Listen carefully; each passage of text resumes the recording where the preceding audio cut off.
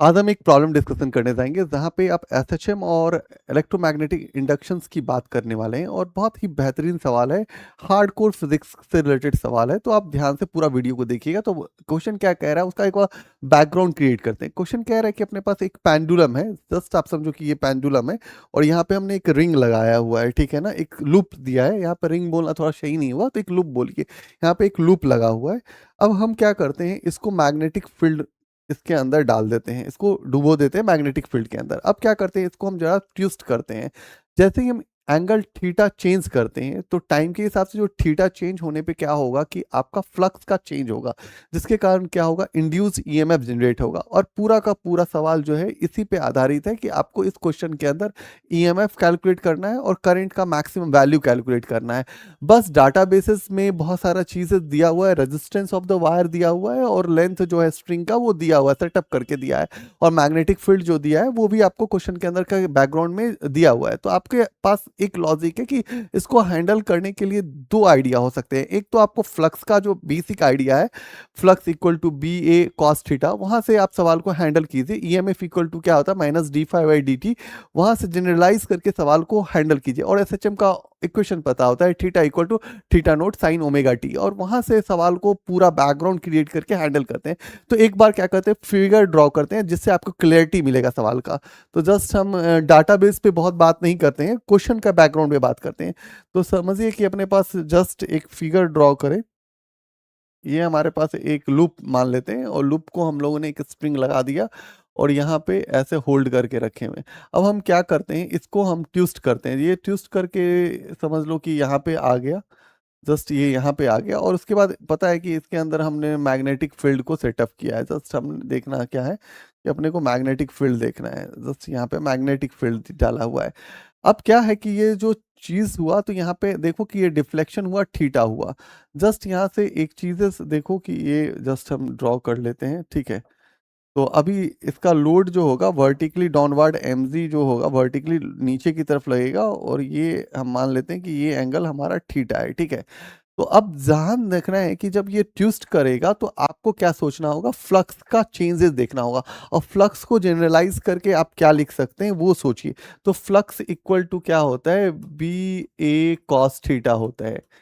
हाँ ना, ये बेसिक सा फॉर्मूला होता है। और ईएमएफ इक्वल टू होता है minus D five by d T.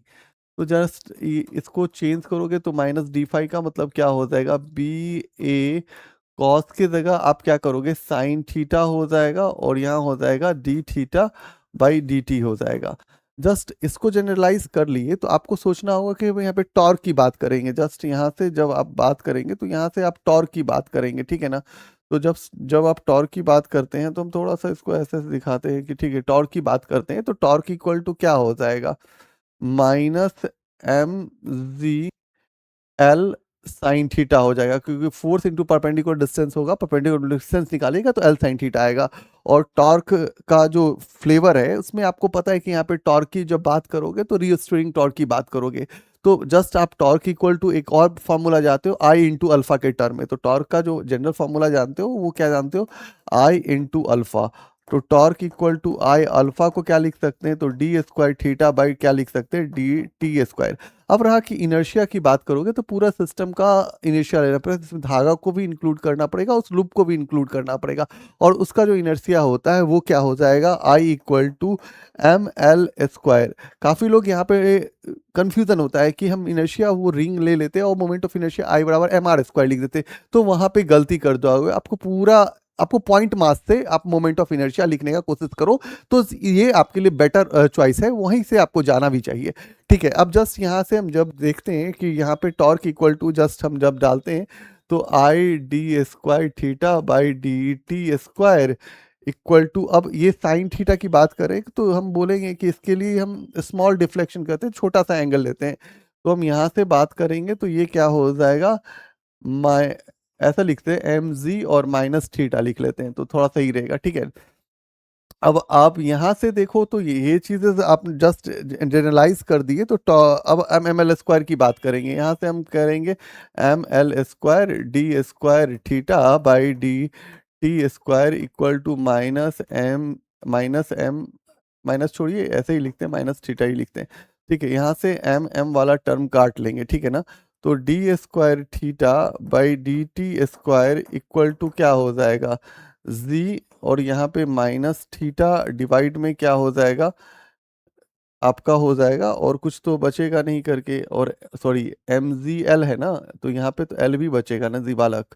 तो ये जो एल बचेगा तो वो कट, एल भी एक टर्म, एल का एक पॉइंट यहाँ से कैंसल आउट हो जाएगा, ठीक है ना। तो वो कैंसल आउट होने पे बच क्या गया, तो ध्यान देखना है कि यहाँ पे बच जाएगा एल, बच जाएगा। तो d square theta by d t square equal to क्या हो जाएगा, g minus theta by l. अब देखो कि आपको ये पता है कि ओमेगा, ओमेगा बराबर क्या होता है, तो root under g by l, और ओमेगा स्क्वायर की बात करेंगे तो क्या हो जाएगा, जी बाई एल। अब यहाँ से जस्ट जनरलाइज कर ले हम लोग, तो हम लिखेंगे d square theta by d t square equal to क्या हो जाएगा, minus omega square into theta, ठीक है। जस्ट ये एक टर्म आ गया, डी स्क्वायर थीटा बटा d t square equal to omega square into theta. अब इसको एक जगह लेके चले जाते हैं, तो डी स्क्वायर थीटा और यहाँ हो जाएगा d t square plus omega square theta equal to क्या हो जाएगा, जीरो हो जाएगा। ठीक है, यहाँ तक तो हम अपना काम कर लिए, तो जस्ट पेज चेंज कर लेते हैं, तो लिखेंगे d square theta by d t square plus omega square equal to zero. तो ये एक मेरे पास एक जनरल टर्म आ गया। अब ध्यान क्या देना है वो मुझे देखना है, कैसे ध्यान देंगे वो ध्यान देखो। जस्ट हम जानते क्या है, वो आइडिया अपने को यहाँ पे सेटअप करना पड़ेगा। वो कौन सा कोड आइडिया होगा जहाँ पे हम सवाल को थोड़ा और यूटिलाइज कर सकते हैं। तो हम जस्ट जानते हैं कि ईएमएफ के साथ एक इक्वेशन जानते हैं, ईएमएफ इक्वल टू क्या होता है, बी इंटू ए, और वहाँ पे साइन थीटा था, तो थीटा की बात कर रहे हैं, तो मेरे को सोचना पड़ेगा कि यहाँ पे जो थीटा है वो थीटा इक्वल टू क्या है, theta note into sine omega T है। जस्ट ये आइडिया है, ठीक है ना। अब हम जस्ट फॉर्मूला पे एक बार देख लेते, बी ए कॉस थीटा, ठीक है ना। और यहाँ से आप देखो ये वाला टर्म, ये वाला टर्म, मान लो कि इक्वेशन इसके वन की बात करें तो साइन थीटा के अंदर थीटा डालेंगे। अब थीटा के अंदर थीटा डाल दिए भाई, तो क्या हो जाएगा, theta naught sine omega T, ठीक है ना। और डी, और फिर थीटा की जगह क्या लिखेंगे, theta naught sine omega t, और फिर क्या लिखेंगे, डी टी लिखेंगे। तो E इक्वल टू क्या हो जाएगा, बी ए थीटा नोट, और यहाँ पे हो जाएगा साइन ओमेगा टी, और ये हो जाएगा यहाँ से थीटा नोट, और ये हो जाएगा ओमेगा, और ये हो जाएगा कॉस ओमेगा टी, ठीक है ना। ठीक है जी। अब साइन ओमेगा टी और कॉस ओमेगा टी का एक रिलेशन दिख रहा है, तो यहाँ से क्या लिख सकते हैं, बी ए लिख सकते हैं, और यहाँ से थीटा का क्या हो जाएगा, थीटा नोट स्क्वायर हो जाएगा, ठीक है ना। अब यहाँ से ये थीटा नोट स्क्वायर हो जाएगा, यहाँ से ओमेगा हो जाएगा, और लिखेंगे sign omega T into cos omega T. Just इसका रिलेशन को हम 1/2 के टर्म में लिख सकते हैं, तो इसको लिखेंगे 1/2 बी ए थीटा नोट का स्क्वायर इंटू ओमेगा, और इसको लिख सकते हैं जनरली हम साइन 2 ओमेगा टी, ठीक है जी। अब यहाँ से ईएमएफ तो आ गया, ठीक है। अब ईएमएफ आ गया तो आपको ये सोचा कि वो जो डिफ्लेक्शन है वो बताया है कि वो डिफ्लेक्शन हुआ वो एक्स नोट है, ठीक है ना। तो थीटा नोट को क्या कर सकते हैं, तो थीटा नोट इक्वल टू क्या हो जाएगा, एक्स नोट बाई एल। सवाल के अंदर ये दिया हुआ है, जस्ट आप देखिए सवाल के अंदर आकर के, एक मिनट पेन है, मैं चेंज कर रहा हूँ। तो यहाँ पे ये बोला कि मैग्नेटिक फील्ड का आइडिया दिया हुआ है, और रेजिस्टेंस दिया हुआ है, और उस फ्रेम का एरिया दिया हुआ है, ठीक है ना। और सस्पेंडेड लेंथ भी आपको इस सवाल के अंदर दिया हुआ है, ठीक है। और इसने बोला है कि फिर वो कहता है कि डिस्प्लेस, डिस्प्लेस जो बोला है यहाँ पे, तो यही ये जो डिस्प्लेस है, तो यहाँ पे यही देखना होगा, theta naught equal to x by l, और यहाँ से आपको वो चीज़ पता चल जाएगा कि थीटा नोट क्या होगा। तो जस्ट यहाँ पे जो आइडिया लगाए हैं हम लोग, एक्स नोट लिख रहे हैं, बट एक्स ही ले लीजिए, ठीक है ना, ज़्यादा अच्छा रहेगा। ठीक है, अब यहाँ से आप ये निकालेंगे, और उसके बाद आप इस इक्वेशन में देखोगे कि बी पता है, ए पता है, थीटा नोट पता है, ओमेगा, ओमेगा इक्वल टू क्या हो सकता है, तो omega equal to root under g by l हो गया। अब यहाँ से ईएमएफ निकल जाएगा, ईएमएफ निकल जाएगा, करंट निकालना है, तो अब क्या करते हैं, करंट मैक्सिमम की बात करनी है, तो क्या हो जाएगा, ई मैक्सिमम जो निकलेगा डिवाइड में क्या कर लेंगे, आर कर लेंगे, तो आपका वैल्यू आ जाएगा। तो देखो जनरलाइज फिजिक्स है, बस थोड़ा आइडिया सही से सेटअप हो जाना चाहिए। ये सब बेसिक आइडिया, यहाँ पे भाई एल ही लिखे थे, कभी ये ऐसा कंफ्यूजन मत करना कि यहाँ पे एल ही लिखा हुआ है, यहाँ पे एल ही लिखा हुआ है, ठीक है, लिखने टाइम में वो मिस आउट किए थे, बट ठीक है, हमने कवर आउट किया है। तो आप ध्यान से पूरा वीडियो देखो, तो उसमें एक चीज़ तो आपको समझ में आ गया होगा कि आपको कैसे क्वेश्चन को हैंडल करना है, क्या-क्या जनरल फिज़िक्स यूज़ करना है। आपको एडवांस में ऐसे ही जनरल फिज़िक्स यूज़ करके हैंडल करना होता है सवाल को। हम इस क्वेश्चन को इसलिए करेंगे, एक इरोडोव का टेक्सचर है क्वेश्चन का, उसको सॉल्व करने से पहले ये आइडिया हम यदि आपको सेटअप करके बता देंगे, तो क्या होगा कि आपके लिए ईज़ी होगा। तो आज के लिए थैंक यू।